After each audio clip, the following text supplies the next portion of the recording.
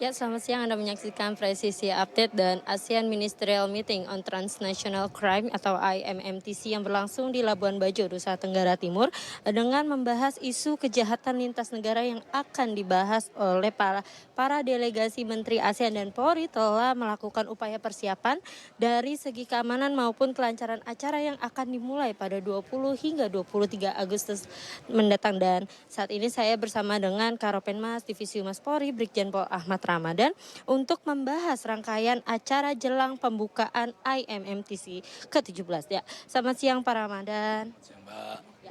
Pak Ramadan, izin bisa dijelaskan Pak agenda hari ini menjelang IMMTC dan rangkaian acara hingga 23 Agustus nanti Pak.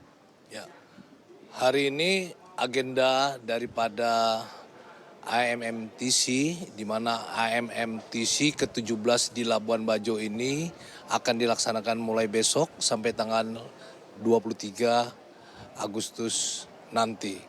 Hari ini ada pertemuan yang dilaksanakan para pimpinan SOMTISI ya, yang dipimpin oleh Bapak Kabar Eskrim Polri selaku Ketua SOMTISI ASEAN ya.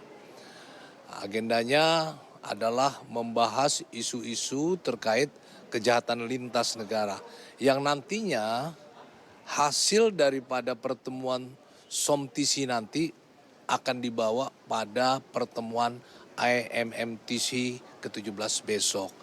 Salah satunya adalah atau endingnya adalah deklarasi Labuan Bajo atau Labuan Bajo Declaration. Juga tadi dibahas dalam pertemuan tadi ada isu-isu yang bukan merupakan kejahatan lintas negara. Ya, kejahatan konvensional, kejahatan domestik, namun pelakunya melarikan diri ke negara lain.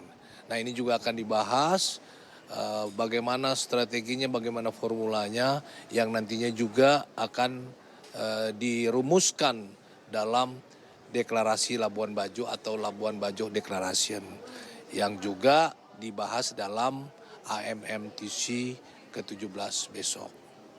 Pak, dari pelaksanaan IMMTC ke-17 ini, apa goal dari adanya acara ini khususnya dari Polri nih Pak? Ya, saya sampaikan dulu bahwa di dalam IMMTC ke-17 ini ada membahas 10 isu kejahatan lintas negara atau transnational crime ya. Ada kejahatan terorisme, ada kejahatan dunia maya, ada penyelundupan manusia atau people smuggling, ada kejahatan tindak pidana perdagangan orang, trafficking in person, ada juga penyelundupan terhadap senjata api, penyelundupan terhadap hewan-hewan yang dilindungi, dan lain-lain 10 kejahatan lintas negara yang dibahas.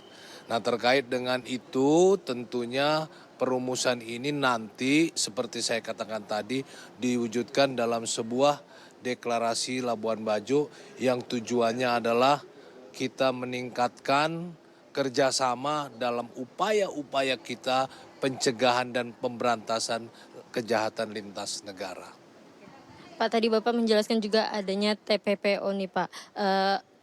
Salah satu kejahatan lintas negara yang meresahkan warga negara Indonesia. Apakah ada informasi terbaru dengan pengungkapan yang telah dilakukan oleh Satgas TPPO Pak? Ya, seperti kita ketahui bahwa tindak pidana perdagangan orang atau trafficking in person ini adalah salah satu isu yang juga dibahas dalam KTT ASEAN kemarin atau ASEAN Summit.